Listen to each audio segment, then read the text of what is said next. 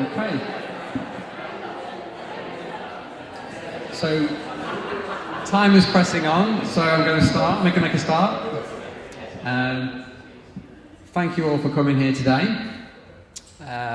For those of you who are following the schedule closely, we're a little bit behind due to unforeseen circumstances. We were due to have an opening by a Paralympian who hasn't showed. And my first two paragraphs, incidentally, were about him, which was just going to calm me down and settle into public speaking. But as it's not happened, to do that, I'm going to thank Terry very much for doing that at very, very short notice. So thank you very much, Terry.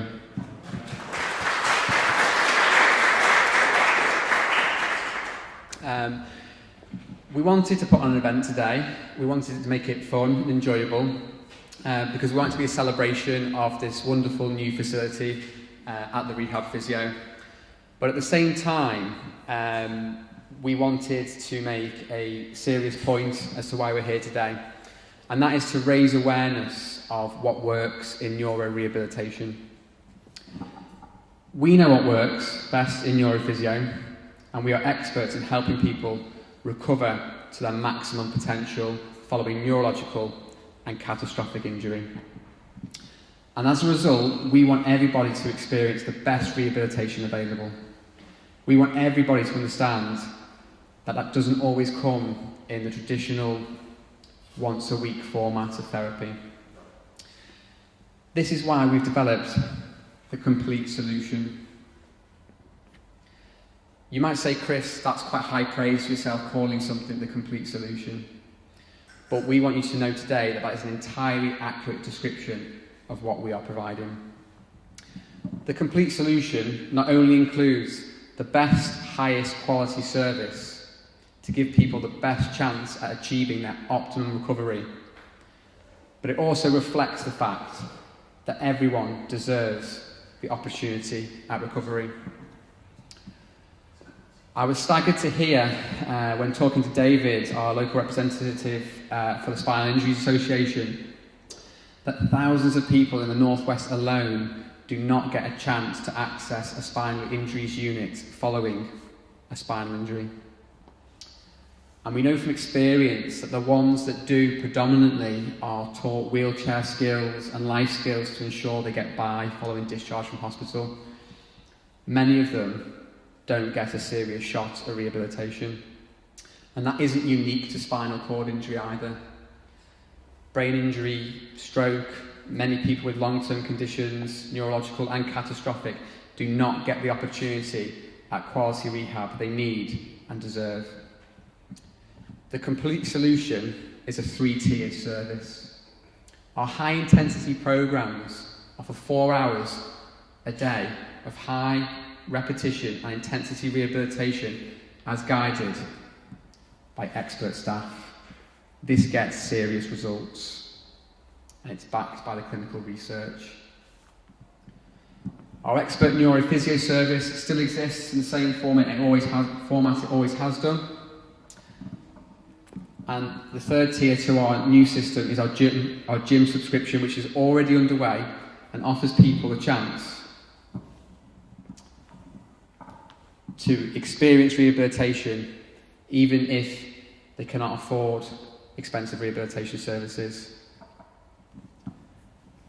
Now, our intensive approach is a lot of commitment, time, energy, motivation, financially.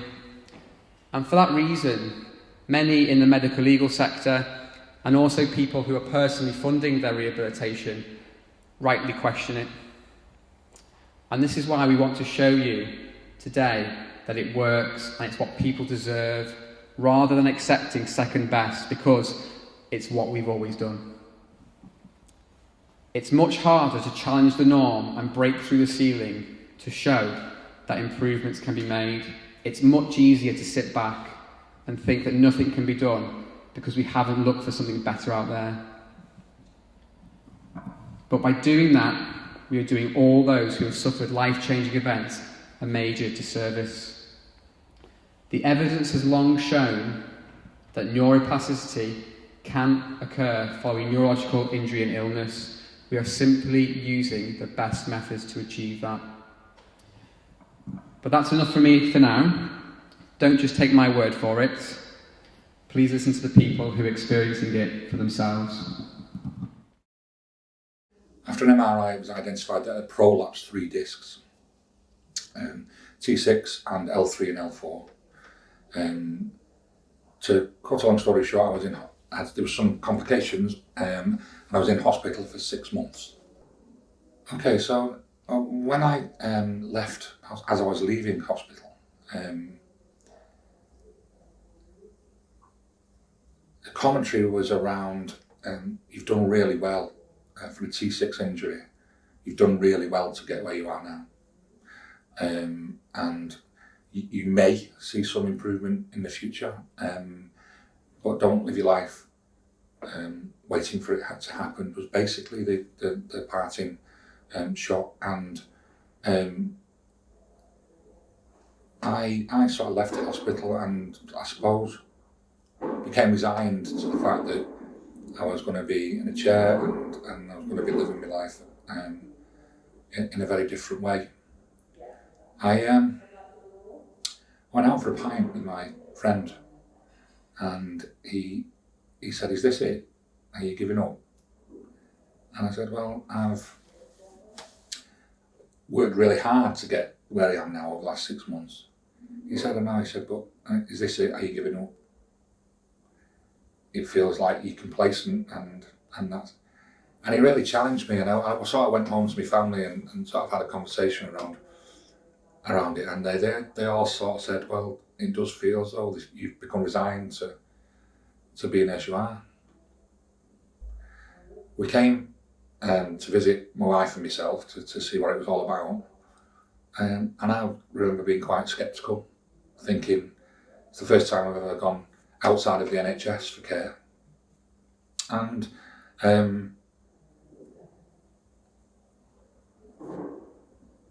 like I say, I was also quite we were doubting Thomas really around whether this was an option for me. But from the assessment and from the chat, it became very clear very quickly that this was something that I would want to pursue.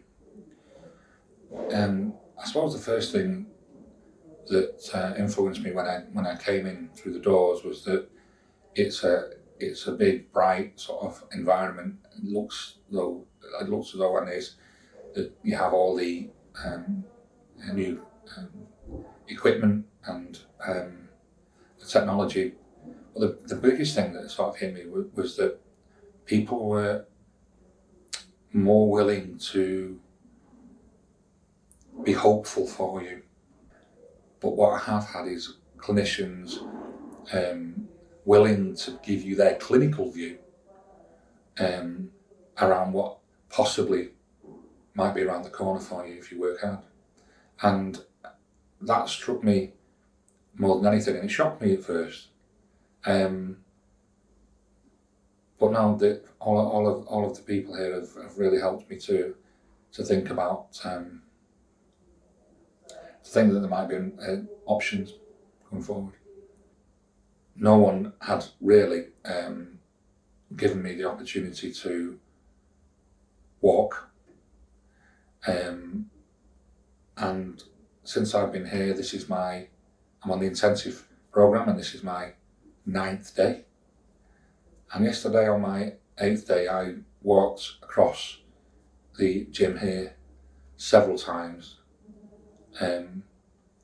supported by a hoist, but that was there as a safety net as opposed to something that was actually holding me up, and it was a very, very significant moment for me.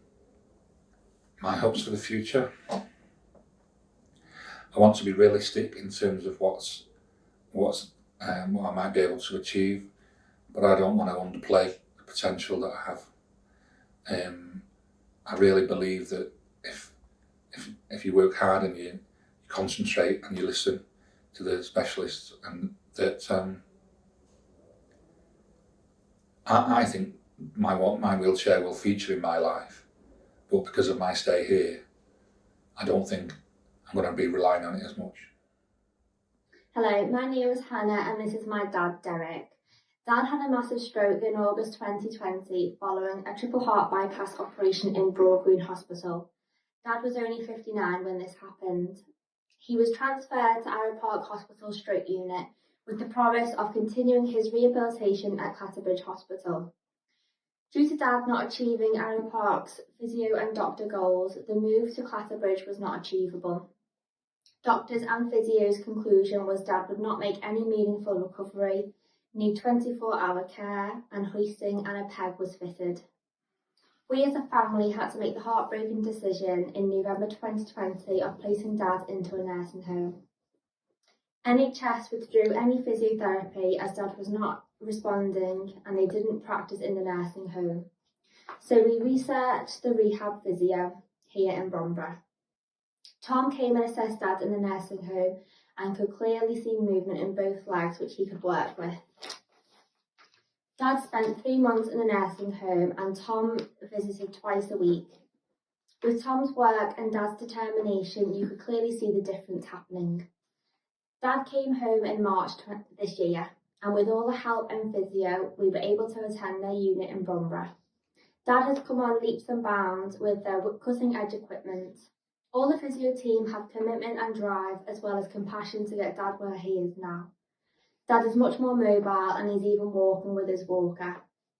Our aim is to continue with Dad's physio to work with the rehab team so Dad can enjoy playing with his grandchildren and enjoy his retirement.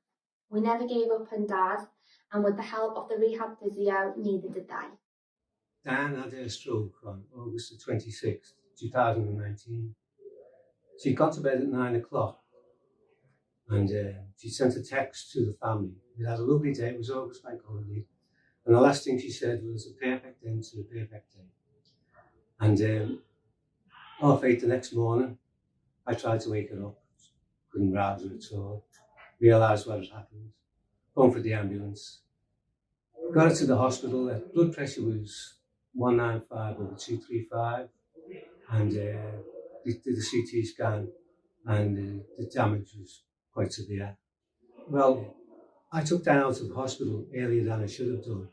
And they gave us a 6-week support window with OT, physiotherapy and speech and language. But Dan was in the hospital bed. We had a hospital bed in the front room. And physiotherapy wasn't really what we were getting in Clatterbridge. It was just like they'd come out for half an hour. And sometimes Dan wasn't in the mood, she'd be fatigued. And you know what it is with a stroke, you just can't predict the moods of people or what they want to do. So we got that 6-week support window. And once that closed, we were on our own. So, and immediately I seen it was so much more professional, than what I'd seen before. And also there was a good rapport between the staff and the clients and the patients. It was so much better, and it was a happier atmosphere altogether. And you also went into a reception, like Kate was there to say hello and welcome you in. That was very, very important, because normally you just go somewhere and you sit down and you don't know what to expect. But I'm looking around, I could see everybody was enjoying what they were doing, especially the staff and the rapport that was going on between them. It just seemed so much better. And I looked at everyone and I thought, I want Diane to be where they are in a few months' time. And because I could see they had made progress, which was great for me. It was an additional bonus for me as well, because I thought to myself, well, if I can just learn a little bit, I can help Diane too. I got transposed to the home now. It's great seeing her walk in the clinic, and you can see her walk from one end to the other. But them gains had to be transferred to home, and they are being done now, because we have a visit once a week from one of the staff, and they go through things at home with me, and all that progress has been made clinic to home. That's how I and I realised that's how I had to go about it. I mean, all the gains that we've achieved here have all had to be reinforced at home, and Dan's just doing that now. We hardly use a transfer at home now. It's all onto the walking stick, and you know, to wherever she's going. She can stand at the worktop, she can prepare foods, you know, she can cut vegetables up, you know, all them things that matter to recovery. You know. Well, talking about progress, last Wednesday, Dan walked down our road 95 metres with 2 rest stops. You know, and it's not just the walk, it's the quality of the walk as well, the quality of the steps and how she steps in the gate. It's all improved massively. It's monumental change for me. And I feel so proud. I feel so proud of it. And, you know, I can't thank the people here enough for what they've done for it. It really is wonderful. You know, well, I want to continue. I don't envisage a time when I'll never have to come here, because nobody ever recovers fully from a stroke, and it's an ongoing process. And the achievements sometimes are only small, but they are achievements, and they all add up, and they're cumulative. And you do see the benefits of it. I mean, I want to continue. I just want to continue, and I want to. You know, I can see Diane can walk with a stick now. I want to see Diane walk without a stick. You know, I want to see. I want the achievements and the improvements to go on and on and on.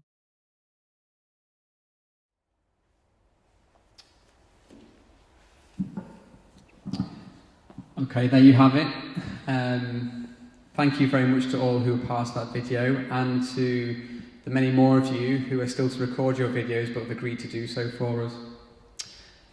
These are real people. This really works. This isn't a fad. This isn't a sales pitch with glossy new equipment. This really works, and people need to know that it's here and there is something they can turn to and work with to better themselves. The journey doesn't stop when the taxi takes you home from hospital. Now, that said, I want you to know the science behind what we are doing. We know it works, but we haven't simply stumbled across it. We read, we research. The clinical research points to intensity, volume, quality, repetition. But once again, don't take my word for it. I'm incredibly pleased to introduce Iris Jakob, PhD, who has travelled from Austria to be with us today. Iris is a specialist researcher who has been involved in many publications regarding clinical research into intensity and robotics in neurorehabilitation. She is a co-president of ISART, and I will let her give you the breakdown of that acronym so I don't trip over my words. Please, will you join me in giving her a warm welcome?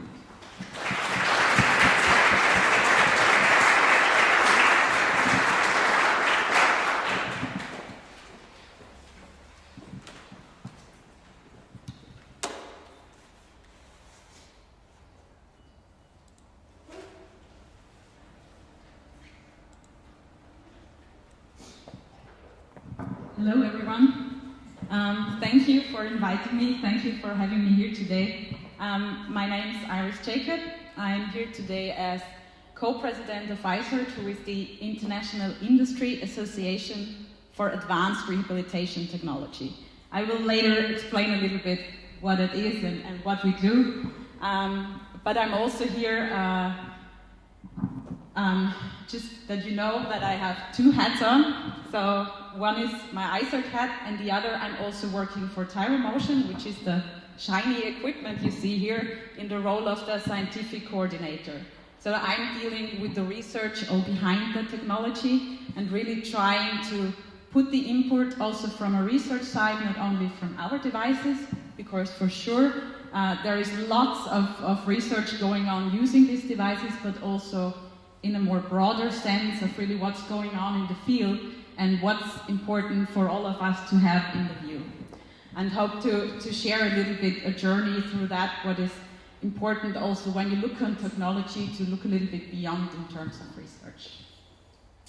Maybe short from my background, this is a very interdisciplinary field, neuro rehab technology, so we're all kind of very colorful backgrounds. So mine is, I'm coming from sports science, and I did my PhD in biomechanics, so that's where I already moved a little bit into the technology direction. And I think it's really exciting when humans, technology, rehab, and movement is coming together, and we can really develop the field with the thoughts that come together from that different directions. So short, what is the ICERT? We're an international industry society, so it's spanning the world. It today comprises 25 different companies in the field. As you can see, Tyromotion is one of it, but this really goes across the world. This is because these companies are not only competitors, which is maybe the first thought, but there is so much we have to talk about and so much common things we need to advance the field for the benefit of the patients. And that's also what we do in the ICERT. So it's really to advance and promote the field together. That's why we have associate members, for example, as the World Federation for Neurorehab, so we're working together with these federations, or electrical stimulation, ICOR for robotics, and we also have different working groups where people out of all these companies work together, for example, on educational aspects, on health economic aspects. That's an especially challenging field when it's about reimbursement, so that's still a long road to go down, but we're also working on that on a common base in the ICERT. Standards, so all the regulatory side, that's a lot of work to do, but we're all keen to do that together as well. Good, so to start with, what are the drivers we see for the technology, because it's still a new field. It's social drivers like the aging population, so more and more patients, also the cost of care that are behind that. Also technological drivers that we experience in our daily lives. Technology is getting more and more available, it's fast growing. It's just if we think back of how we're using our mobile phones and how our habits have changed in the last 10 years. But also untapped potential we see in the clinical environment and the hope to better utilize that. The same thing in a little bit different picture. So we have demographic change and also huge increase in numbers in neurological diseases, and also the increase in cost that is associated with that. At the same time, there is this imbalance getting bigger and bigger. For example, the job vacancy numbers in Germany are much higher than the therapists that could do these jobs. And all this coming a little bit together is really is also a driver for efficient and effective use and incorporating technology into that, with always having the input also from the research and evidence side. So when we come to the research that's out there, I want to start with, you see this little pyramid on the right side with just the top part, because there is so much studies out there, but luckily there is, for example, Cochrane reviews that summarize all the big randomized controlled trials, and that we can have a look at what the overall finding is here. And the second thing I circled here is clinical guidelines. So what do clinical guidelines around the world say about robotic rehabilitation? So if we look into Cochrane reviews, and here we have robot-assisted gait training, that's where we are today. So it's summarizing 62 trials, randomized controlled trials involving roughly 2,500 patients that were involved. And it showed positive effects on gait speed and walking distance and basic activities of daily living, that ambulatory patients, especially early after stroke, benefit most from this kind of therapy.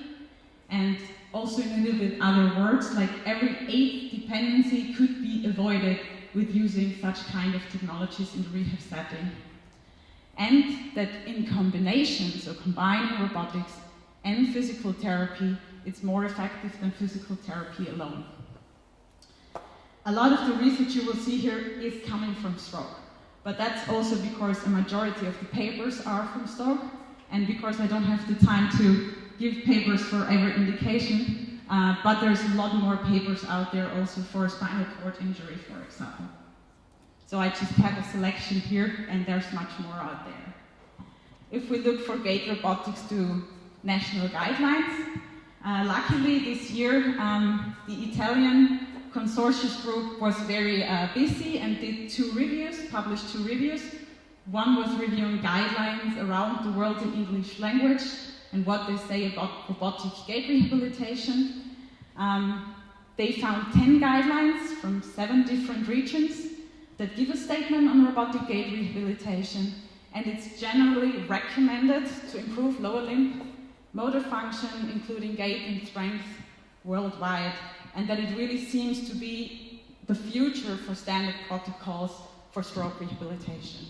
For sure, there are still things that need to be improved, like really more precise recommendations for specific protocols, for specific treatment procedures to follow, but that's work for the future.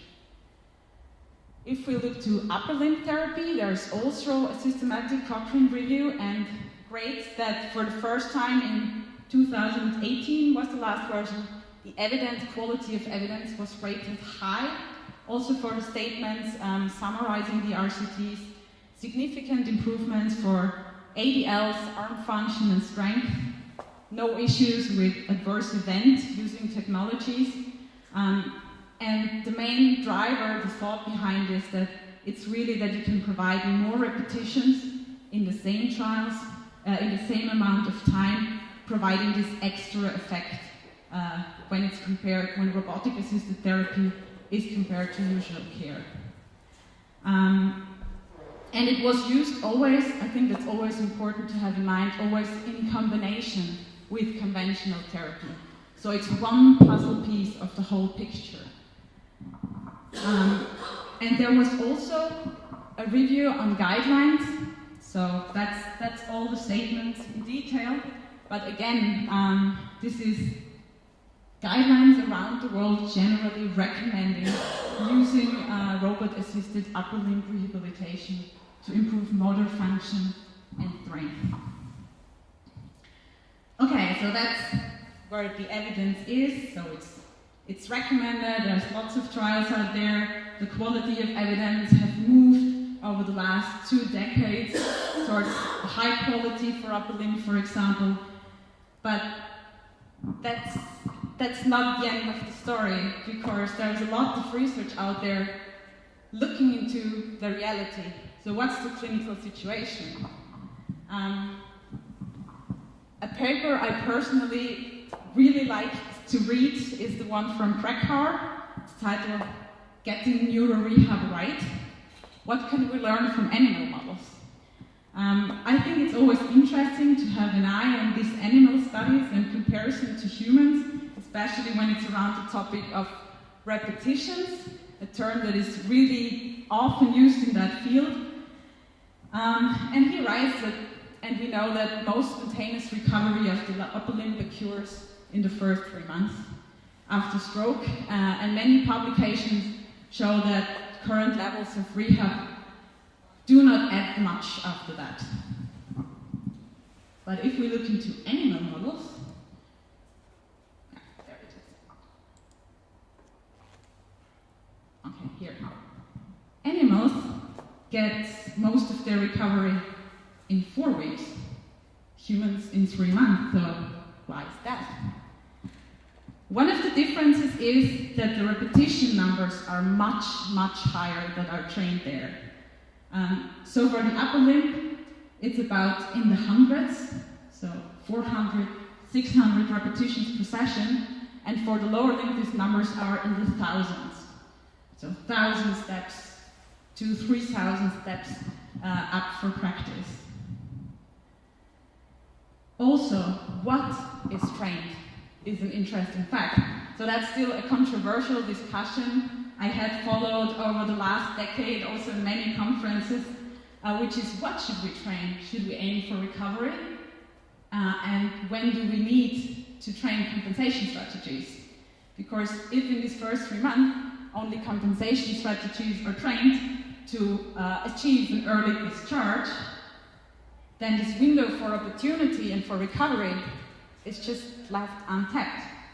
In a mouse, it's maybe easy to say, yeah, sure, a mouse, I don't know train compensation in a mouse.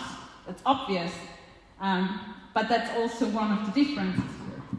So I think it's an interesting point. And the third point I always found interesting is the so-called enriched environment. There's quite lots of research out there where they compare these colorful, playful cages, where they put all the mouse together for their recovery, and they compare that to this isolation, white, single cages or hospital rooms, maybe, if we think where really one person's maybe in there with not much input around. So also the environmental factors that play into that. And Krakauer himself, there is a site that I also think can add some thoughts here. So, motor recovery after stroke in men and mice, he ended with the words that if you have a stroke in the United States, you're better off if you are a rodent than a human. So I think this just adds some thoughts here. So that's the animal side a little bit and some thoughts. And if we come to the research, looking deeper into the human side, there is a paper from Julie Bernard that is taken inactive and alone. So they did an observational studies, what's going on in different hospitals, and they found that only 13% of the day patients spent active, and more than 60% of the day patients were alone. If we look into the numbers, the time actually spent in rehabilitation and repetitions practice is minimal.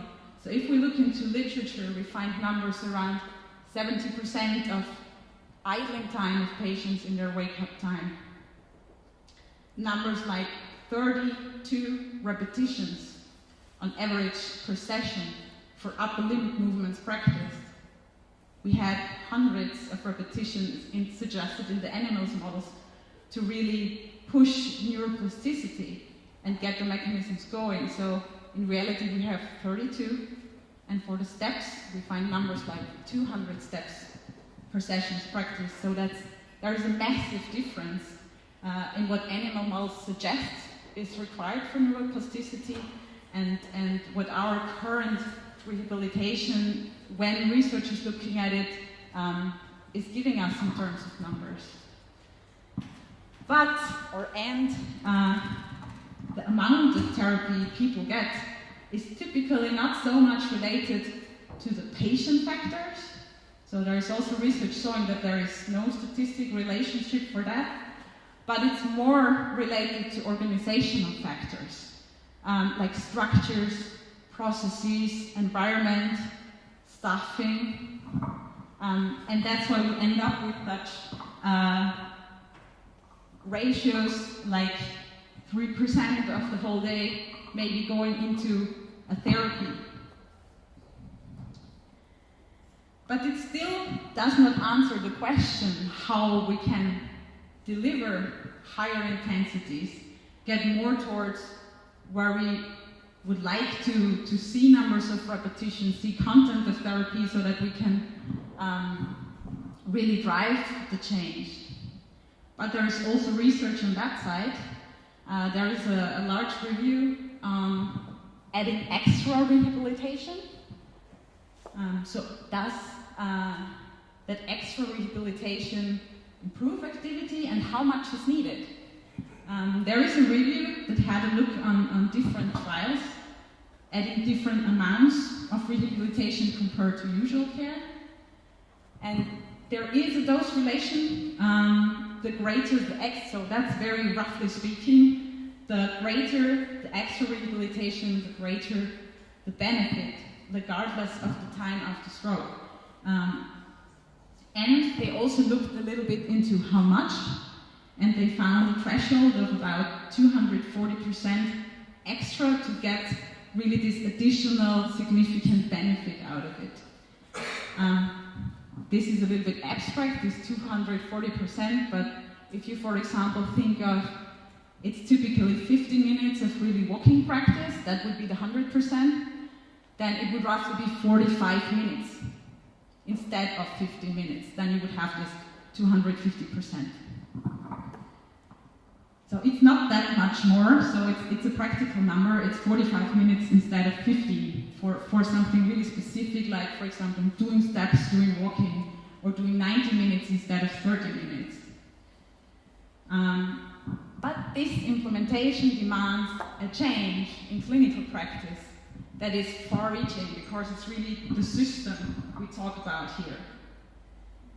And this also really is about models of delivery, patient expectation, therapist beliefs, and also looking into research and what we can learn from it. Very impressive papers in the last 5, 6, 7 years, important for the field because, as I said before, from the paper from Krakauer, there is a strong group also in research that says recovery is happening in this first 3 months, and whatever you do after that, it will not change much. But that's simply not true. There was a really impressive study by McCabe and colleagues. They just did not like, okay, add 1 hour of rehab and see if we're better. They say, okay, let's do a substantial dose increase. Let's do 300 hours of rehab over 12 weeks. So that was really the first trial looking into that kind of substantial dose increases. They did a 5-hour timetable, 5 days a week, in a 1-to-3 staffing ratio. 39 patients in 3 groups. They had a motor learning group, a motor learning plus robotics group, and a motor learning plus FES group. And in all 3 of that groups, you already hear it, groups, they had another staffing ratio because otherwise they didn't have any chance to do this 300 hours. So they also had to think about their model of delivery when they want to investigate this change. And they found that severely impaired patients longer than a year post-injury can make clinically significant gains in all of the 3 groups. And as we're in the UK, there is such a service in the UK. It's the Queen Square Upper Limb program that scaled that McCabe study a little bit down to a 3 weeks program, which then is roughly 90 hours over 3 weeks. So 6-hour timetable, 5 times a week, and they have a 1-to-1 staffing ratio. That's a little bit different here. So I don't know if I'm still right, but from what I know, it's 6 patients at a time with 6 staff at a time, but they have a staff mix. So there's a lot of different options how you can employ such models. So they have 2 OTs, 2 PTs, and 2 assistants. And there is also groups involved to realize that amount of therapy, to really deliver that high dose of therapy. And it's always important not only to achieve these high doses, but also to what content. It's from passive to active, it's from assisted to unassisted, from unfunctional to functional. And increasing the time spent in active, unassisted, functional tasks. And also this study showed that chronic stroke patients can change by clinically important difference. So not only statistical changes, but really important difference for the lives of these people with high quality, high dose, high intensive therapy programs also involving technology.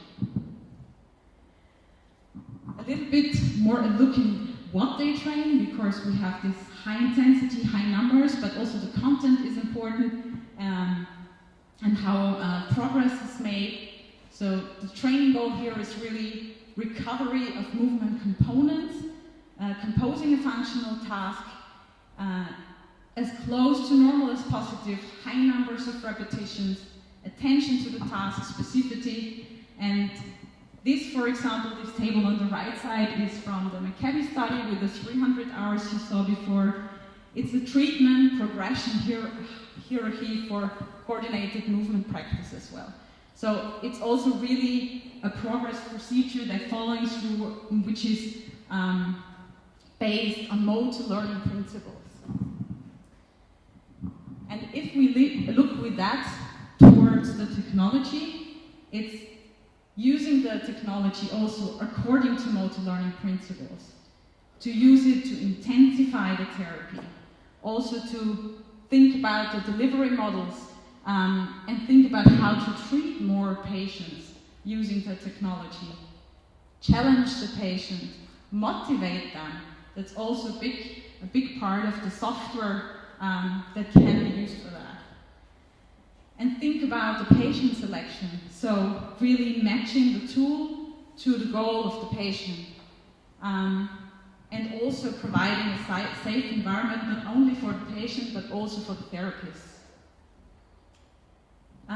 Because I said a little bit different delivery and staffing ratio models, there is also research now going towards technology-assisted group therapy. There is different aspects also to consider for that. So this was a pilot study from an Italian research group that looked into patient characteristics and also organizational factors when to set up a group therapy. So they had a look here, 45-minute sessions of upper limb robot-assisted group therapy in a 1 to 2 setting, so 1 therapist, 2 patients, a 1 to 3 setting, and a 1 to 4 setting. Their most important question at the clinic first was, are patients satisfied when we put them in groups, or are they expecting one-to-one only from us? And there was no difference. So all these patients were quite happy with having these group settings. The training time. So there was no difference between 1 therapist treating 2 patients at a time or 3 patients at a time in terms of what the patients get out in terms of training time. If the groups got bigger to 1 to 4, there was 3 minutes shorter. I have the slides here, I cannot see it on the laptop. So a little bit shorter training times if the groups get bigger. And also in terms of patient characteristics. So the smaller groups, you can have more severe patients in, but when the groups get bigger, the severity level is a little bit higher, lower, so that you can't have lots of very severely affected patients at the same time. So it's a little bit a mix of the characteristics in the bigger groups. And in terms of the effects, here they do not have a look on the 1 to 2 setting, but they compare the 1 to 1 setting to a 1 to 3 and 1 to 4 setting, and they found no differences in clinical outcomes. So it was as effective. In terms of organization, because that's also what they really had to look deeply into, how to organize these group settings, that when they employ these models with using the technology, that they still follow principles of motor learning, that it allows them to increase the amount of upper limb therapy. So here it was really about, we have, as we heard before, maybe only the opportunity with our staff to offer 50 minutes upper limb therapy in the clinic setting, but we know that's too less. And we heard about this 250% increase, so if you provide 45 minutes, you're roughly there. And if you do not have the staff to provide that, a group setting would allow you to provide that amount with the same amount of staff, but you provide a game changer to the patient. And they thought about different organizational models, 1 therapist treating 2, 3, 4 patients, as I told you. And this is an example for a 1 to 3 setting, because you still need to change and plan the logistics behind. So this is, for example, 1 hour scheduled for a therapist. The first 5 minutes, the therapist does the setup, welcomes the first patients and sets up the device for the patient. Then the patient starts to work independently. The therapist is still in the room, still supervising, but already setting up the second patient, then the third patient, and then going back to the first, doing some direct supervision, some progression, some adjustments for these patients, going again through, and then at the end, making the closure again. So just to have this scheduling feature a little bit that clinic tried. And then if you do that 1 hour window of group therapy with 4 patients, for example, there's only this 1 direct supervision circle there. And what they do is that they also circle devices, so that they use complementary devices, so that all the different upper limb regions are trained, and they circle to 1 or 2 devices per session. So for example, on Monday they use a hand robot, on Tuesday they use an arm robot, on Wednesday they go to a more sensory-based feedback training for more functional training, so that it's a complementary program for the whole upper limb. And also factors like short setup and closure times to really maximize the effective therapy time in that setting. After that pilot trials, they did a big multi-center study with 247 subacute stroke patients using complementary devices, as I said with this schedule before, so 45 minutes a day for a patient, 5 days a week, and 30 sessions in total, which is roughly a dose of 22.5 hours over 6 weeks. So this is much lower than 90 hours over 3 weeks.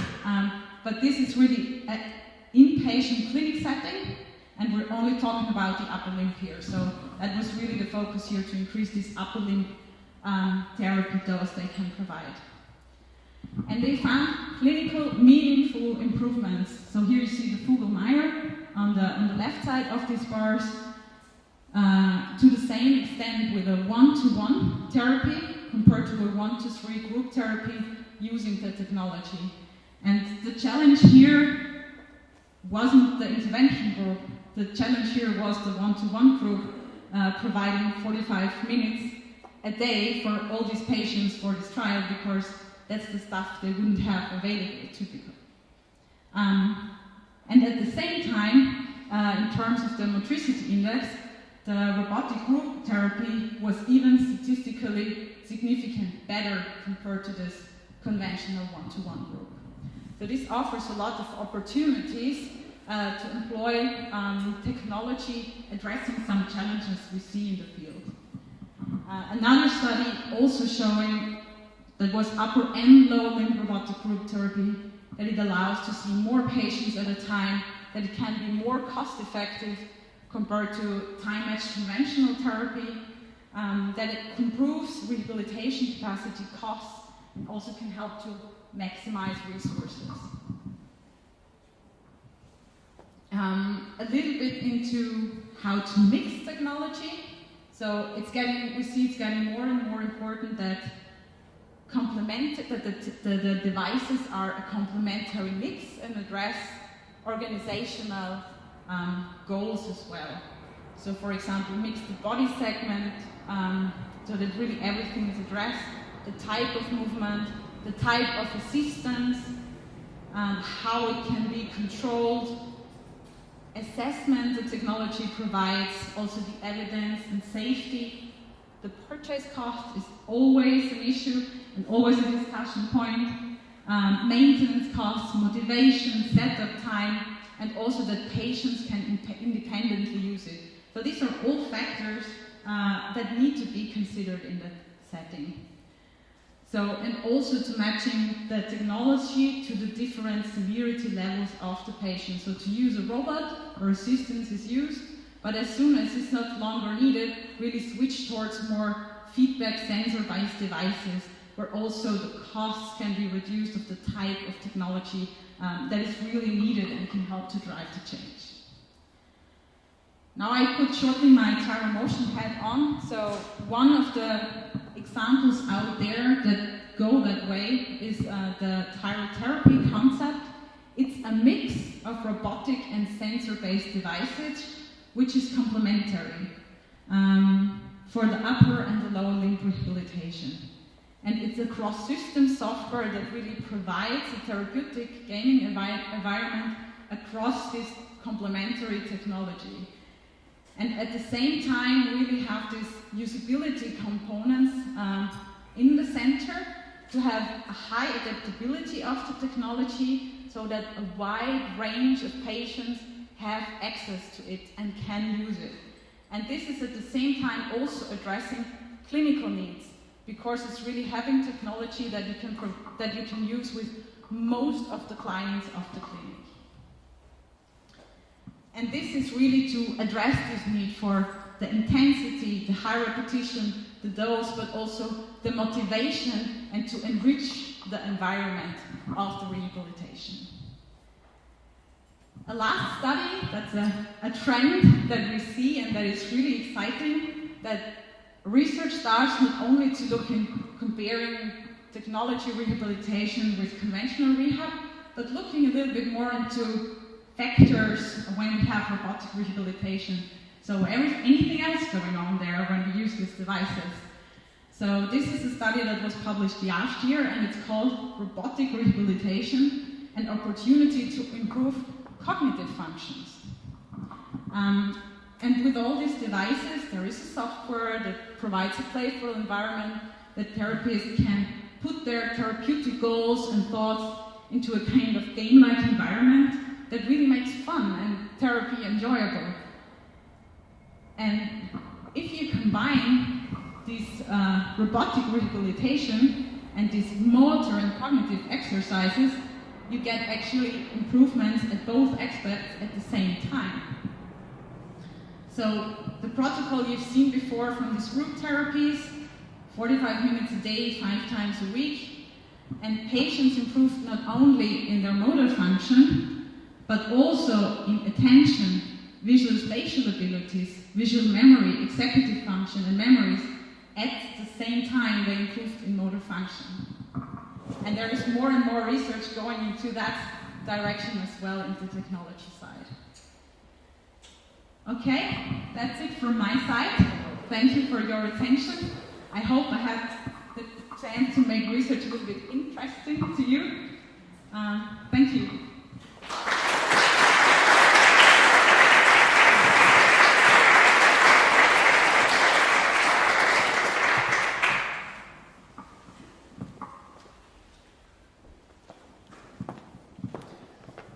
Thank you very much, Iris, not only for taking the time to put that presentation together, but also flying over here and making the effort for us. I really appreciate that.